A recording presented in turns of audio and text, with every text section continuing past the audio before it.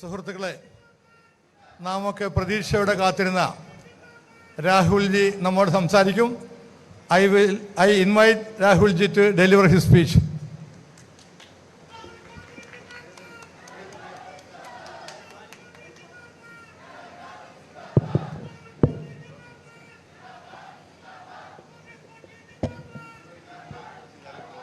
She can hear. K.C. Venugopal ji, IB ji, K. Babu ji, Minimol ji, Akbar Badusha ji, Deepthi Mary Varghese ji, Dominic Presentation ji, senior leaders on the dais, candidates Mohammad Shiaz, TJ Vinod ji, Tony Chamini ji, Deepak Joy ji, Uma Thomas ji. I'd like to welcome everybody here, workers of the Congress Party, of the UDF, brothers and sisters, friends from the media. വേദിയിലിരിക്കുന്ന ഐക്യജനാധിപത്യ മുന്നണിയുടെയും Indian national കോൺഗ്രസിന്റെയും മുതിർന്ന നേതാക്കളെ, ഐക്യജനാധിപത്യ മുന്നണിയുടെ സ്ഥാനാർത്ഥികളെ, അതുപോലെ Indian national കോൺഗ്രസിന്റെ പ്രവർത്തകരെ, എൻ്റെ സഹോദരി സഹോദരന്മാരെ, നിങ്ങളെ എല്ലാവരെയും ഈ യോഗത്തിലേക്ക് ഞാൻ സ്വാഗതം ചെയ്യുന്നു. It seems that this election is taking place between the LDF and the UDF, but there is a hidden hand in this election. നമ്മളിപ്പോൾ നോക്കുമ്പോൾ കാണുന്നത് ഈ തെരഞ്ഞെടുപ്പ് LDFും UDFും തമ്മിലാണ് ഈ തെരഞ്ഞെടുപ്പ് എന്ന് നമുക്ക് തോന്നും. പക്ഷേ ഈ തെരഞ്ഞെടുപ്പിൽ ഒരു അദൃശ്യമായ കരം കൂടി, അദൃശ്യമായ കൈ കൂടി പ്രവർത്തിക്കുന്നുണ്ട്. There is a partnership between the BJP, the RSS and the LDF. ഈ തെരഞ്ഞെടുപ്പിൽ BJPയും RSSും LDFും തമ്മിൽ ഒരു പങ്കാളിത്തം, കൂട്ടുകച്ചവടമാണ് നടന്നുകൊണ്ടിരിക്കുന്നത്. It's obvious to everybody. കാണുന്ന എല്ലാവർക്കും അത് വ്യക്തമായതാണ്. Chief Minister has full access to the Prime Minister, to the Home Minister. ഇന്ത്യയിലെ ആഭ്യന്തരമന്ത്രിയുടെയും പ്രധാനമന്ത്രിയുടെയും അടുത്ത് നമ്മുടെ ഇവിടുത്തെ മുഖ്യമന്ത്രിക്ക് എപ്പോൾ വേണമെങ്കിലും പോകാം, പ്രവേശിക്കാം, അതിനുള്ള സാഹചര്യമാണ് ഉള്ളത്. But the biggest proof is the Prime Minister himself. അതിന്റെ ഏറ്റവും വലിയ തെളിവെന്ന് പറയുന്നത് പ്രധാനമന്ത്രി തന്നെയാണ്. His entire career has been built on religion, temple and gods. അദ്ദേഹത്തിന്റെ രാഷ്ട്രീയ ജീവിതം മുഴുവൻ നിർമ്മിച്ചിരിക്കുന്നത് അമ്പലങ്ങളെ കുറിച്ച് പറഞ്ഞും, മതത്തെ കുറിച്ച് പറഞ്ഞും, ദൈവങ്ങളെ കുറിച്ച് പറഞ്ഞുമാണ്. Wherever he goes, he makes some comment about God, temple, religion. അദ്ദേഹം എവിടെ പോയാലും അദ്ദേഹം ദൈവങ്ങളെ കുറിച്ചും അമ്പലങ്ങളെ കുറിച്ചും മതത്തെ കുറിച്ചും ഒക്കെ എന്തെങ്കിലും അഭിപ്രായങ്ങൾ പറയും. It's a combination: God, temple, religion, and at the same time hatred. അതൊരു കൂടിച്ചേരുന്ന ഒരു കാര്യമാണ്. ദൈവം, അമ്പലം, മതം, അതിന്റെ കൂടെ വെറുപ്പും ചേർത്തിട്ടാണ് അദ്ദേഹം സംസാരിക്കുന്നത്. But what's interesting is he's come to Kerala and he hasn't mentioned God, temple or religion.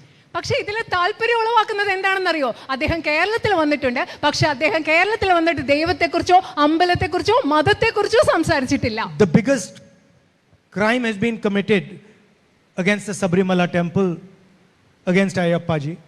Sabarimala ക്ഷേത്രത്തിൽ അയ്യപ്പ ധർമ്മശാസ്താവിനെതിരെ ഏറ്റവും വലിയ ഒരു കുറ്റകൃത്യം ഇവിടെ നടന്നിട്ടുണ്ട്. CPM leaders have stolen gold from the temple and replaced it with brass.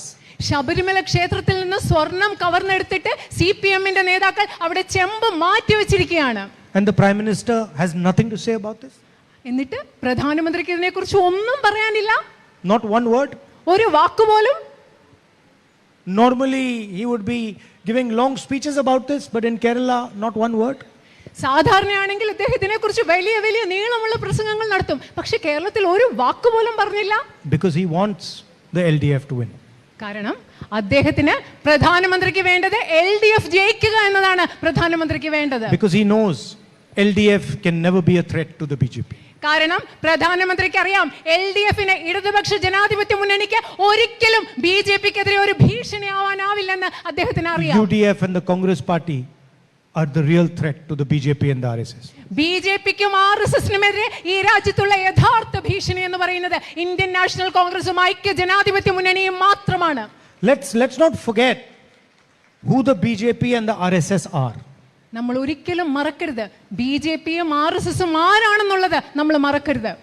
Because they say different things in different places. കാരണം അവർ പല സ്ഥലങ്ങളിൽ പല കാര്യങ്ങളാണ്, വ്യത്യസ്തമായ കാര്യങ്ങളാണ് പറയുന്നത്. The BJP and the RSS are the same people who have allowed the havoc in Manipur, the burning of churches in Manipur.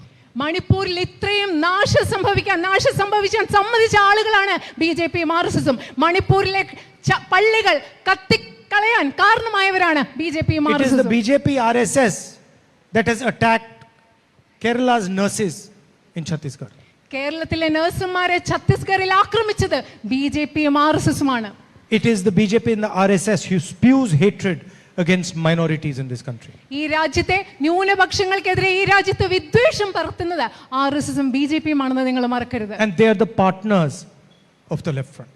കേരളത്തിലെ ഇടതുപക്ഷ ഗവൺമെന്റ് പങ്കാളികൾ എന്ന് പറയുന്നത് ഈ പറഞ്ഞ അതേ ബി ജെ പിയും ആർ എസ് എസും തന്നെയാണ്. You know that anybody who attacks the BJP and the RSS is brutally attacked. നിങ്ങൾക്കറിയാം, ബി ജെ പിയും ആർ എസ് എസിനെയും ആക്രമിക്കുന്ന, അവർക്കെതിരെ പറയുന്ന എല്ലാവരെയും ക്രൂരമായിട്ടാണ് അവർ തിരിച്ചാക്രമിക്കുന്നത്. I've got 36 cases against me. They took away my government house.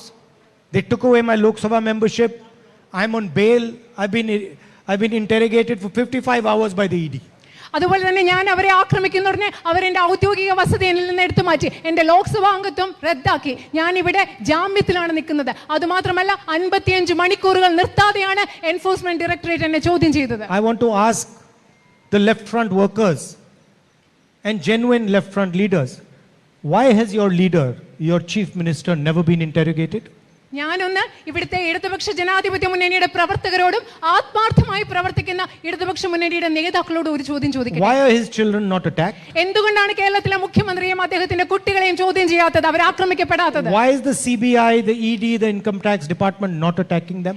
എന്തുകൊണ്ടാണ് CBIയും EDയും income tax ഡിപ്പാർട്ട്മെന്റും അവരെ ആക്രമിക്കാത്തത്? You might not be able to say it in your party, but you know it better than me. നിങ്ങൾക്ക് ഒരു പക്ഷെ നിങ്ങളുടെ പാർട്ടിയിൽ അത് പറയാൻ സാധിക്കില്ലായിരിക്കും, പക്ഷെ എന്നെക്കാളും നന്നായി എന്തുകൊണ്ടാണെന്ന് നിങ്ങൾക്കറിയാം. Your chief minister has been compromised because of his corruption. കാരണം നിങ്ങളുടെ മുഖ്യമന്ത്രി, ഇടതുപക്ഷത്തിന്റെ മുഖ്യമന്ത്രി, അദ്ദേഹത്തിന്റെ അഴിമതി കാരണം വിട്ടുവീഴ്ച ചെയ്യുന്ന, ഒത്തുകളിക്കുന്ന മുഖ്യമന്ത്രിയാണ്. And the exact same way the prime minister has been compromised by Mr. Trump, your chief minister has been compromised by Mr. Modi. എങ്ങനെയാണോ ട്രംപിന് മുൻപിൽ നരേന്ദ്രമോദി വിട്ടുവീഴ്ച ചെയ്യുന്നത്, ഒത്തുകളി നടത്തുന്നത്, അതുപോലെ തന്നെ നിങ്ങളുടെ മുഖ്യമന്ത്രി നരേന്ദ്രമോദിയുമായി ഒത്തുകളിയും വിട്ടുവീഴ്ചയും നടത്തുന്ന And മുഖ്യമന്ത്രി. every single left front worker who's honest to himself knows this and understands this. സ്വയം സത്യസന്ധതയുള്ള ഓരോ ഇടതുപക്ഷത്തിന്റെ പ്രവർത്തകയ്ക്കും ഇത് അറിയാം, അവരത് മനസ്സിലാക്കുകയും ചെയ്യുന്നു. That the left front no longer stands for ideological purity. The left front only stands for power.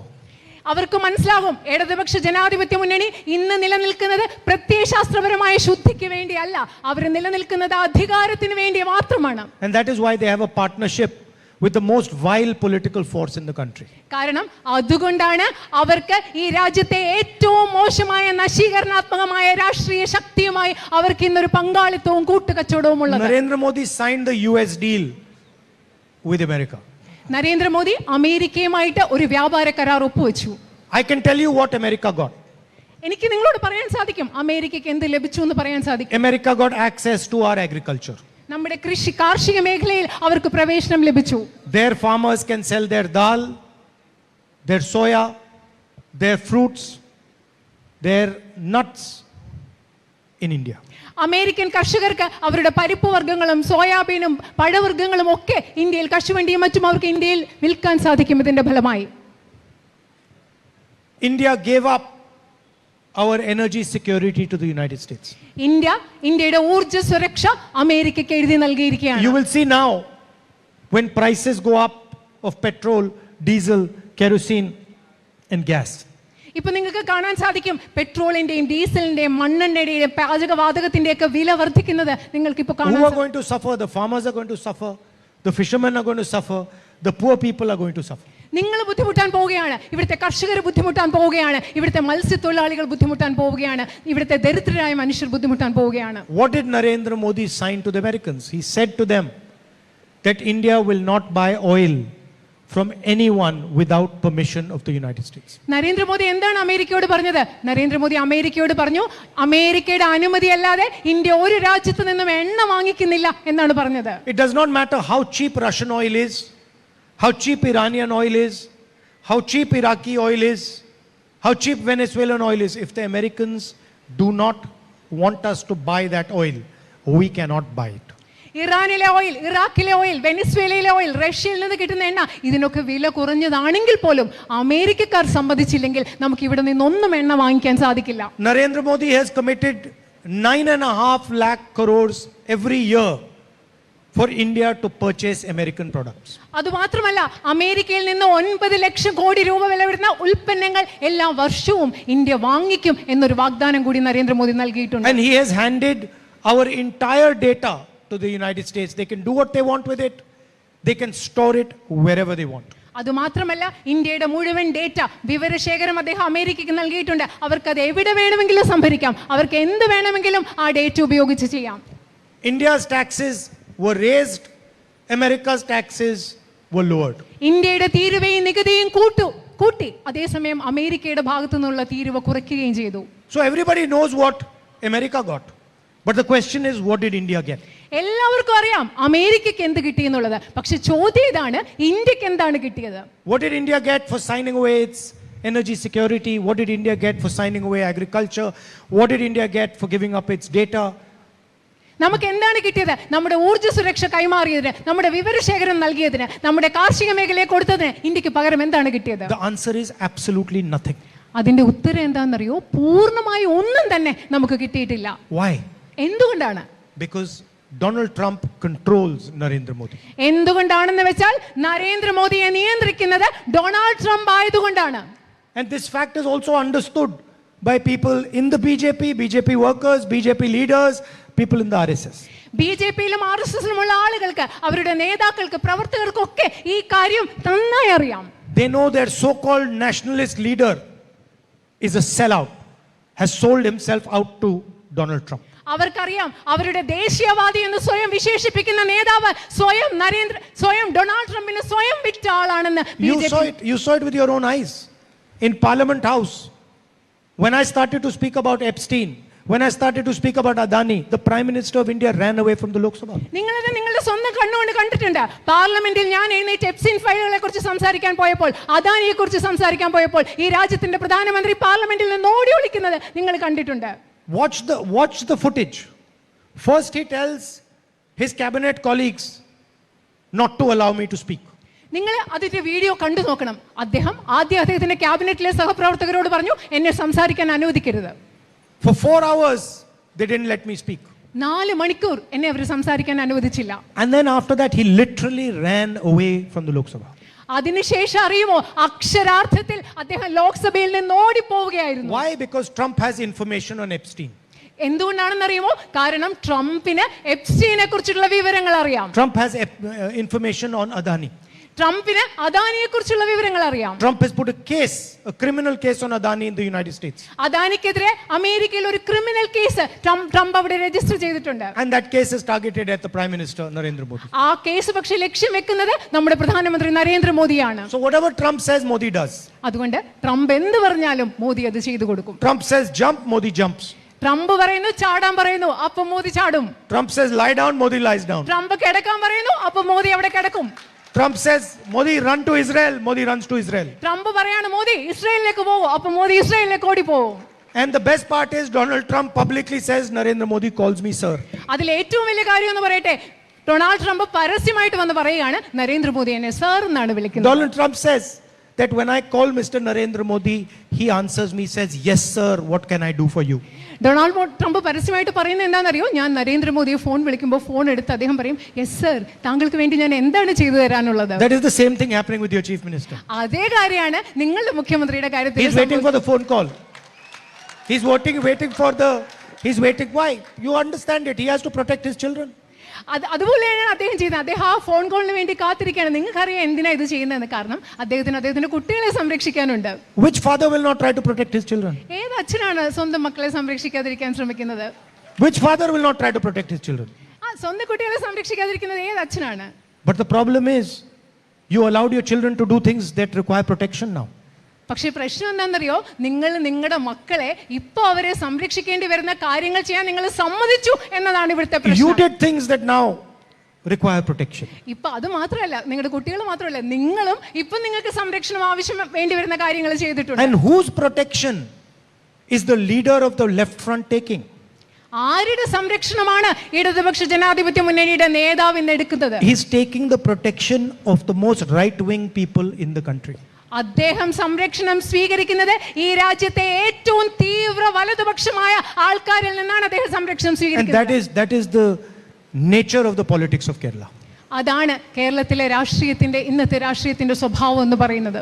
He sacrifices to save his children and Kerala is destroyed. സ്വന്തം കുട്ടികളെ സംരക്ഷിക്കുന്നതിന് വേണ്ടി അദ്ദേഹം ബലി കൊടുക്കുകയാണ്. അതുകൊണ്ട് കേരളമാണ് അനുഭവിക്കുന്നത്. 1 in 3 youngsters is unemployed. കേരളത്തിലെ 3-1 ചെറുപ്പക്കാരനോ ചെറുപ്പക്കാരിയോ തൊഴിലില്ലാത്ത അവസ്ഥയാണ്. Government jobs only go to people who are connected to the left front. ഇടതുപക്ഷത്തോട് ബന്ധമുള്ള ആളുകൾക്ക് മാത്രമേ ഇവിടെ സർക്കാർ ജോലി കിട്ടുന്നുള്ളൂ. Kerala is a leader in drugs in the country. ഈ രാജ്യത്തെ മയക്കുമരുന്നിന്റെ കാര്യത്തിൽ കേരളം ഇന്ന് മുൻപന്തിയിൽ നിൽക്കുന്ന സംസ്ഥാനമാണ്. The state is drowning in debt. കടക്കെണിയിൽ മുങ്ങിക്കൊണ്ടിരിക്കുകയാണ് Keralam. Sabrimala gold is stolen.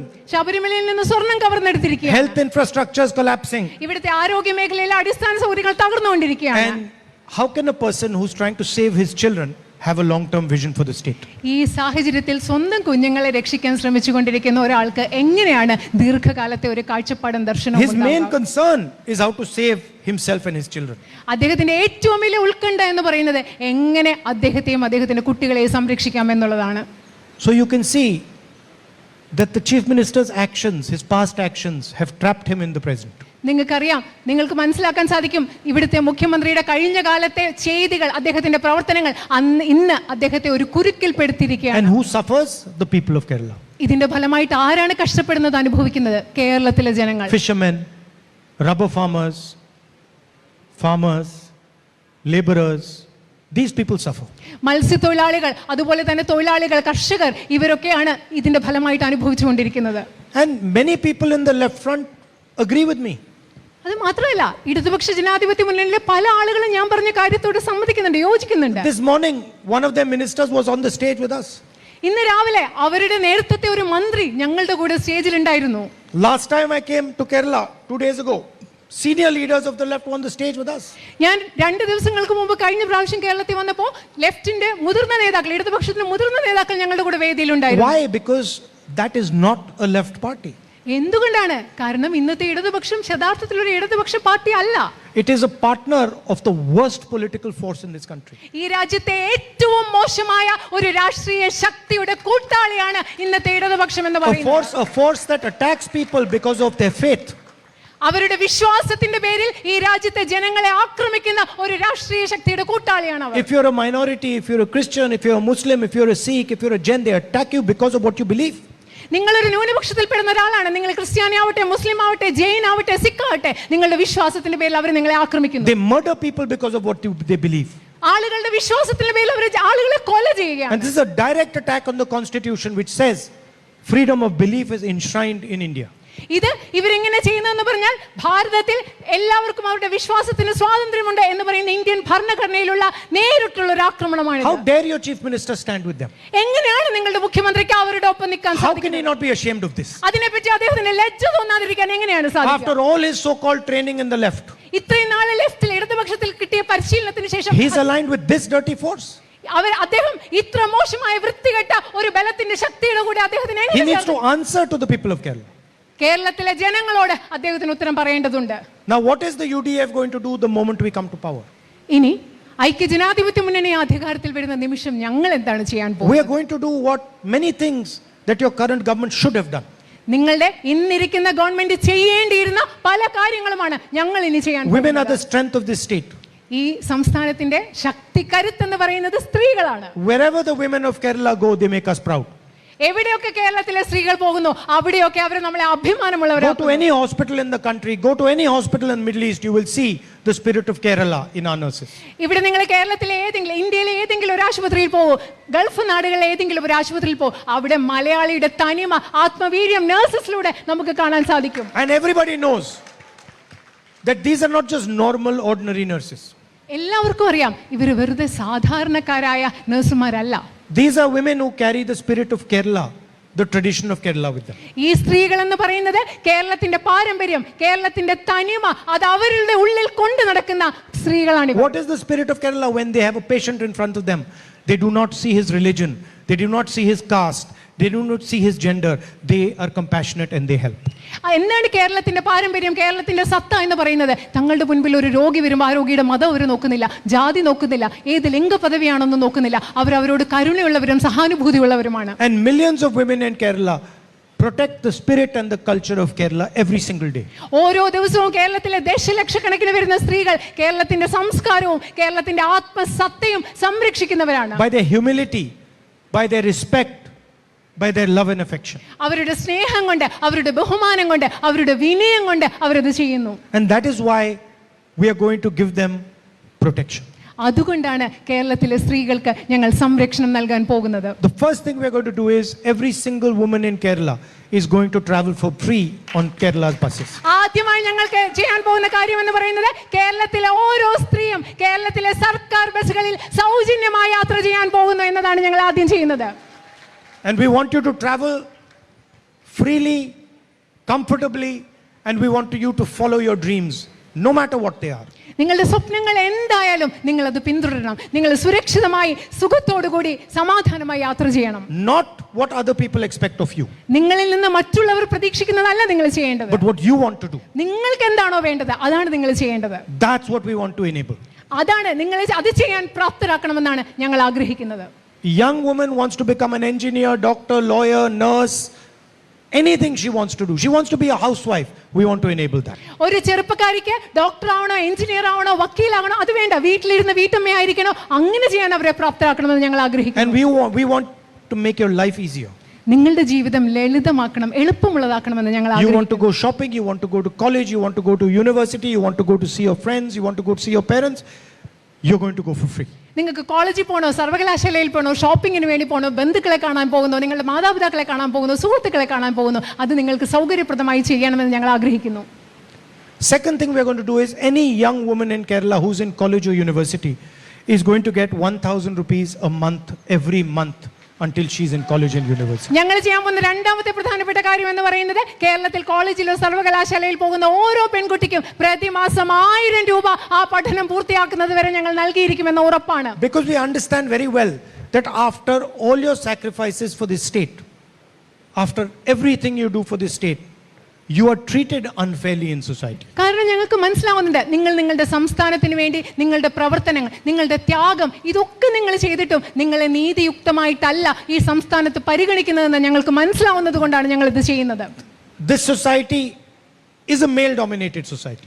ഈ സൊസൈറ്റി, സമൂഹം എന്ന് പറയുന്നത് പുരുഷ മേധാവിത്വമുള്ള ഒരു സമൂഹമാണ്. And maybe the males over here might not like what I'm saying.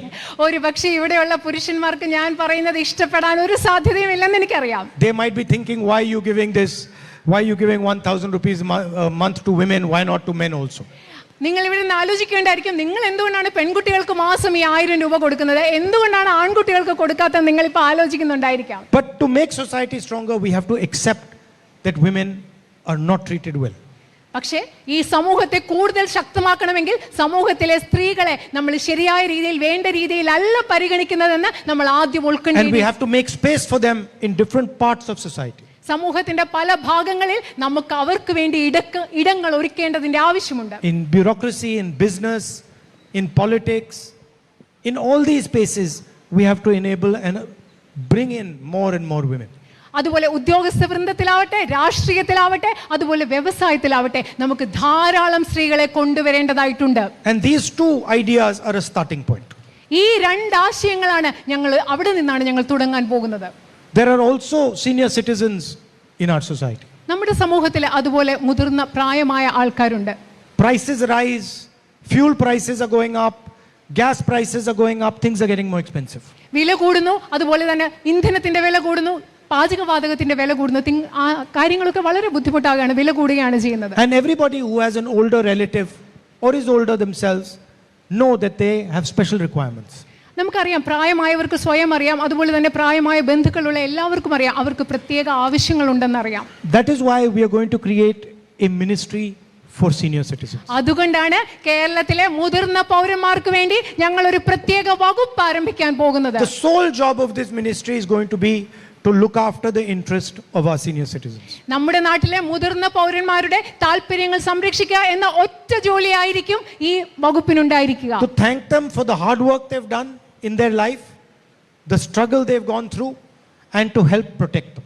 അവർക്ക് അവർ ജീവിതത്തിൽ ചെയ്ത അധ്വാനത്തിന് അവർക്ക് നന്ദി പറയാൻ, അവരെ അതുപോലെ അവർ നടന്നു പോകുന്ന സംഘർഷങ്ങളിലൂടെ പോകുമ്പോൾ അവരെ സംരക്ഷിക്കാൻ വേണ്ടിയാണ് ഈ വകുപ്പ് ഞങ്ങൾ And ഉണ്ടാക്കുന്നത്. we're also going to raise their pension to 3,000 rupees. അത് മാത്രമല്ല അവരുടെ പെൻഷൻ ഞങ്ങൾ 3000 രൂപയായി ഉയർത്താൻ പോവുകയാണ്. I spoke about unemployment and about how the policies of the left front have destroyed our businesses. ഞാൻ നിങ്ങളോട് തൊഴിലില്ലായ്മയെക്കുറിച്ച് പറഞ്ഞു, അതുപോലെ തന്നെ ഇടതുപക്ഷത്തിന്റെ നയങ്ങൾ എങ്ങനെയാണ് ഇവിടുത്തെ വ്യവസായങ്ങളെ നശിപ്പിച്ചതെന്നും പറഞ്ഞു.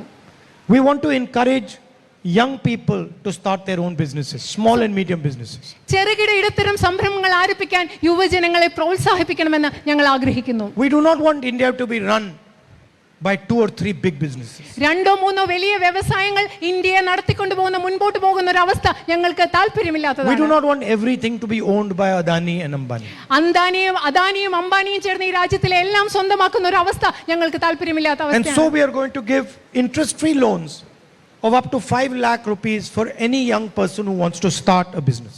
കേരളത്തിൽ ഒരു വ്യവസായ സംരംഭം തുടങ്ങാൻ താല്പര്യമുള്ള ഒരു ചെറുപ്പക്കാരനോ ചെറുപ്പക്കാരിക്കോ ഞങ്ങൾ 5 ലക്ഷം രൂപ പലിശരഹിത വായ്പയായി നൽകും എന്ന ഉറപ്പ് കൂടി നൽകുകയാണ്. And finally, everybody has somebody they know who falls ill. അവസാനമായിട്ട് പറയട്ടെ, നമുക്ക് എല്ലാവർക്കും അസുഖമുള്ള ആരെങ്കിലൊക്കെ ഉണ്ടാവും. As I'm saying this, people in this crowd might be thinking and worrying about their father or their brother, their sister, their children. ഇപ്പം ഞാനിത് സംസാരിച്ചുകൊണ്ടിരിക്കുമ്പോൾ ഈ ജനക്കൂട്ടത്തിലുള്ള പലരും അവരുടെ അച്ഛനെക്കുറിച്ചോ അമ്മയെക്കുറിച്ചോ അവരുടെ കുട്ടികളെക്കുറിച്ചോ സഹോദരങ്ങളെക്കുറിച്ചോ ഒക്കെ ഓർത്ത് വിഷമിക്കുന്നവരുണ്ടാവാം. Maybe somebody's got injured, somebody has cancer, somebody has heart disease. പക്ഷെ ഒരുപക്ഷെ ആർക്കെങ്കിലും മുറിവേറ്റിട്ടുണ്ടാവാം, നിങ്ങളുടെ ബന്ധുക്കൾ ആർക്കെങ്കിലും ക്യാൻസർ ഉണ്ടാവാം, ഒരുപക്ഷെ ഹൃദയ സംബന്ധമായ എന്തെങ്കിലും അസുഖം ഉണ്ടാവാം. Rich people can easily go to big hospitals and pay lakhs of rupees. പൈസയുള്ള ആളുകൾക്ക് വലിയ വലിയ ആശുപത്രികളിൽ പോയി ഇതിനു വേണ്ടി ലക്ഷങ്ങൾ കൊടുക്കാൻ പറ്റും. But a serious disease is the end of the road for poor people. പക്ഷെ ഈ രാജ്യത്തെ പാവപ്പെട്ട മനുഷ്യർക്ക് ഒരു വലിയ ഗുരുതരമായ അസുഖം വന്നാൽ അത് അവരുടെ പല കാര്യങ്ങളുടെ ഒരു അവസാനമാണ്. One person in your family who has a serious disease means you're financially bankrupt. നിങ്ങൾക്കറിയോ, വീട്ടിൽ ഒരാൾക്കൊരു ഗുരുതര അസുഖം ഉണ്ടെങ്കിൽ അതിന്റെ അർത്ഥം സാമ്പത്തികമായിട്ട് നമ്മൾ പാപ്പരാകുന്ന അവസ്ഥ പല വീടുകളിൽ So ഉണ്ടാവാറുണ്ട്. we want to ensure that that does not happen to Kerala families. കേരളത്തില് അങ്ങനെ ഒരു സാഹചര്യം ആർക്കും ഉണ്ടാവില്ല എന്ന് ഉറപ്പുവരുത്തണമെന്ന് ഞങ്ങൾ ആഗ്രഹിക്കുന്നു. And that is why we have come out with the Oman Chandi Healthcare Scheme. അതിനുവേണ്ടിയാണ് ശ്രീ ഉമ്മൻചാണ്ടിയുടെ പേരിൽ ഒരു ആരോഗ്യ സംരക്ഷണ പദ്ധതിയുമായി ഞങ്ങൾ മുൻപോട്ട് Very വന്നിരിക്കുന്നത്. simple, it's a very simple idea. അത് വളരെ ലളിതമായ ഒരു ആശയമാണ്. And it is designed to reignite the healthcare system of Kerala.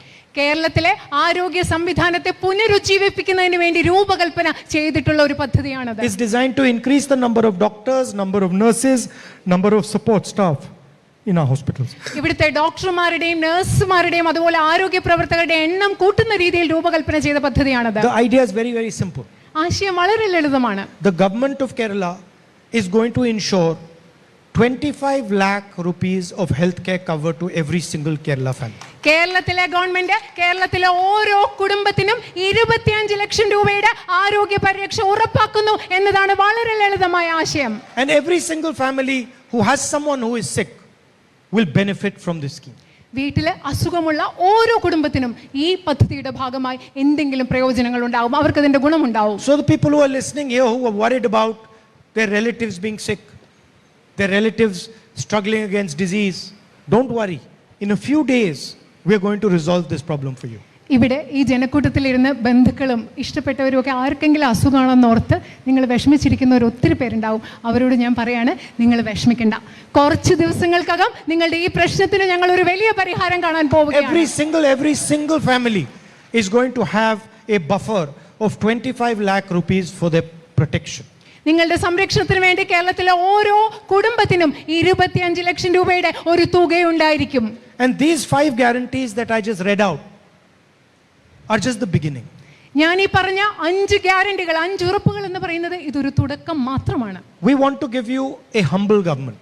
നിങ്ങൾക്ക് വിനയമുള്ള ഒരു ഗവൺമെന്റിനെ നൽകണമെന്നാണ് ഞങ്ങൾ ആഗ്രഹിക്കുന്നത്. A government that listens to the people of Kerala. കേരളത്തിലെ ജനങ്ങളെ കേൾക്കുന്ന ഒരു government. A government that understands that it is the people of Kerala who are powerful. അതുമാത്രമല്ല, കേരളത്തിലെ ജനങ്ങളാണ് ശക്തിയുള്ളവർ, കരുത്തുള്ളവർ എന്ന് മനസ്സിലാക്കുന്ന ഒരു ഗവൺമെന്റ് ആണ് നിങ്ങൾക്ക് നൽകാൻ ഞങ്ങൾ And a ആഗ്രഹിക്കുന്നത്. government which works with you as partners. നിങ്ങളെ പങ്കാളികളെ പോലെ കണ്ട് നിങ്ങൾക്കൊപ്പം പ്രവർത്തിക്കുന്ന ഒരു government, to improve and transform this beautiful state. ഈ കേരളത്തെ മികച്ചതാക്കാനും പരിവർത്തനം ചെയ്യാനും വേണ്ടി ശ്രമിക്കുന്ന ഒരു government. I've learned a lot from you. നിങ്ങളിൽ നിന്ന് ഞാൻ ഒരുപാട് പഠിച്ചിട്ടുണ്ട്. And I want you to understand one thing very clearly. When I was being brutally attacked by the BJP, by the RSS, the people of Kerala came to protect me.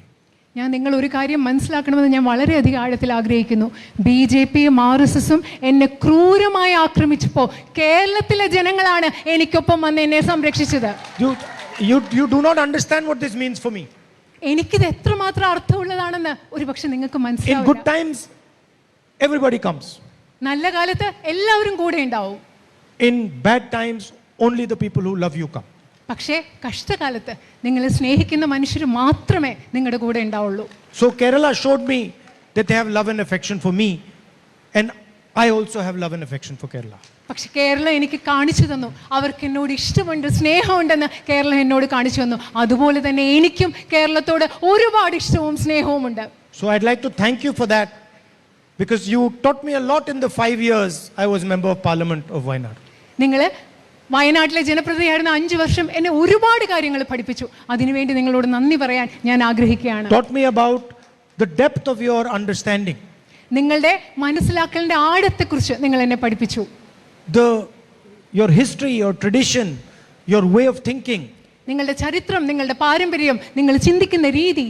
This is something that you and all of us should be very proud of. ഇതിനെക്കുറിച്ച് നിങ്ങളും അതുപോലെ നമ്മൾ എല്ലാവരും അഭിമാനമുള്ളവരാകണം. This is an election, as I said, between the BJP, LDF combined against the UDF. ഈ തെരഞ്ഞെടുപ്പ് ഞാൻ നേരത്തെ പറഞ്ഞതുപോലെ ഒരു വശത്തും BJPയും LDFും കൂട്ടുചേർന്ന് UDFനെതിരെ നടക്കുന്ന ഒരു തെരഞ്ഞെടുപ്പാണിത്. They are helping each other. അവർ രണ്ടുപേരും പരസ്പരം സഹായിച്ചുകൊണ്ടിരിക്കുകയാണ്. They have money on their side. അവരുടെ കയ്യിൽ പൈസയുണ്ട്.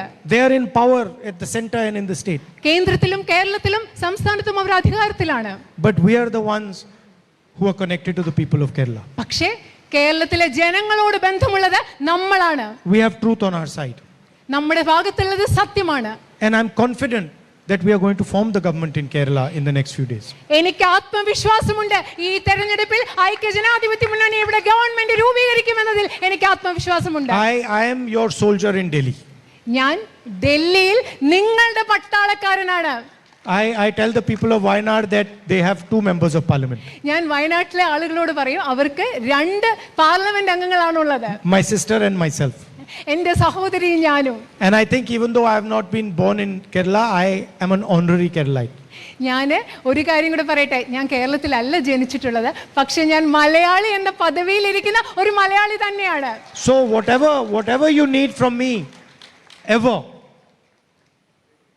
whatever help you need from me, in Delhi, in Kerala, anywhere, I'm always available for you. അതുകൊണ്ട് നിങ്ങൾക്ക് എന്ത് സഹായം വേണമെങ്കിലും, എപ്പോൾ വേണമെങ്കിലും, ഏത് കാലത്ത് വേണമെങ്കിലും, കേരളത്തിലാണെങ്കിലും ഡൽഹിയിലാണെങ്കിലും ഞാൻ നിങ്ങൾക്കൊപ്പവും ഉണ്ടാവും. Thank you very much for coming here to listen to me. ഇവിടെ വന്നിരുന്നതിനും എന്നെ കേട്ടതിനും ഞാൻ നിങ്ങളോട് വളരെയധികം നന്ദി പറയുന്നു. Jai Hind. ജയ് ഹിന്ദ്. സ്ഥാനാർത്ഥികളെ രാഹുൽജി പരിചയപ്പെടുത്തിയാണ്. ഒന്നാമത് കൊച്ചി തിരിച്ചുപിടിക്കാൻ നിയോഗിതനായ ശ്രീ മുഹമ്മദ് ഷിയാസ്, എറണാകുളത്ത് വീണ്ടും വിജയം ആവർത്തിക്കാൻ ശ്രീ TJ വിനോദ്, വൈപ്പിൻ തിരിച്ചുപിടിക്കാൻ ശ്രീ ടോണി ചമ്മിണി, ഐതിഹാസികമായ വിജയം ആവർത്തിക്കാൻ ദീപക് ജോയ്, തൃപ്പൂണിത്ത് തിരിച്ചുപിടിക്കാൻ ദീപക് ജോയ്, തൃക്കാക്ക നിലനിർത്താൻ ശ്രീമതി ഉമാ തോമസ്,